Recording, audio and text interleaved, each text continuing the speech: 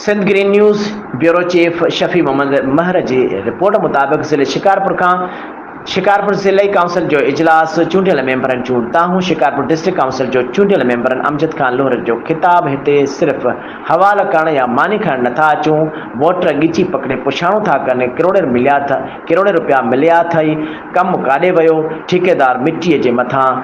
CC block ठाहियूं था वञनि असांजे नालियुनि ते जारी थियल स्कीमुनि में असांजो चवण ते हिक बि सिर नथी लॻे न असांजे ठेकेदार थो ॿुधे न इंजीनियर न ई ज़िले काउंसिल जो अमलदार असां वोटरनि खां मुंहुं लिकाए था घुमूं अॻे दौर में असांखे 40 लख मिलिया केतिरनि ई ॻोठनि में कम कराए ॾिनासीं हाणे जेकॾहिं साॻियो सिस्टम हलियो त आईंदा ॿीहर डिस्ट्रिक्ट काउंसिल जो इजलास में कोन ईंदासीं। यादि रहे त ज़िले काउंसिल शिकारपुर पारां 1 अरब खां वधीक जी स्कीम जारी कई वई आहे जंहिं तां मेंबरनि में रंजिश जनम वरितो आहे। हाणे माण्हू